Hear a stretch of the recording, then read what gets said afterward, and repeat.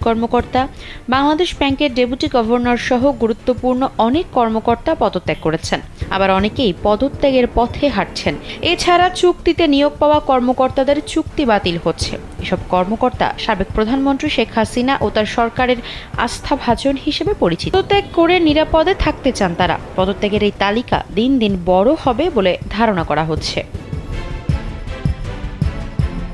একাধিক কর্মকর্তা জানান, নানা অনিয়ম ও তদবিরের মাধ্যমে সরকারি ও শাসিত বিভিন্ন সংস্থার শীর্ষ পদে অধিষ্ঠিত হয়েছেন অনেক কর্মকর্তা। জ্যেষ্ঠতা কিংবা অভিজ্ঞতা গুরুত্ব না দিয়ে দলীয় বিবেচনায় রাষ্ট্রের সব পদে আওয়ামী লীগের অনুগতদের বসানো হয়েছিল। এর মধ্যে কারো কারো বিরুদ্ধে দুর্নীতি, অনিয়ম ও ক্ষমতার অপব্যবহারের নানা অভিযোগ রয়েছে।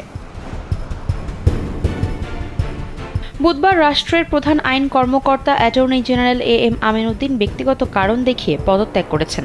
তবে বর্তমানে তিনি কোথায় রয়েছেন সে সম্পর্কে জানা যায়নি। মঙ্গলবার রাতে বাংলাদেশ পুলিশের ইন্সপেক্টর জেনারেল চৌধুরী আবদুল্লাহ আল মামুনের চুক্তি বাতিল করে নতুন আইজিপি হিসেবে মোহাম্মদ মইনুল ইসলামকে নিয়োগ দেওয়া হয়েছে। সাবেক আইজিপি আত্মগোপনে রয়েছেন।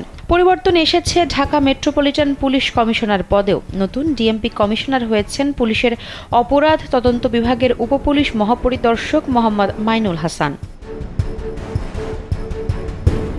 একই প্রজ্ঞাপনে পুলিশ অধিদপ্তরের বদলির আদেশপ্রাপ্ত অতিরিক্ত পুলিশ মহাপরিদর্শক এম শহীদুর রহমানকে র্যাপিড অ্যাকশন ব্যাটালিয়ন র্যাবের মহাপরিচালক হিসেবে নিয়োগ দেওয়া হয়েছে। গতকাল সকালে অফিস শুরু হওয়ার কিছুক্ষণ পরেই বাংলাদেশ ব্যাংকে অস্থিরতা শুরু হয়। এ সময় গভর্নর আব্দুর রউফ তালুকদার উপস্থিত ছিলেন না। শেখ হাসিনার পদত্যাগের পর থেকে তিনি অফিসে আসেননি।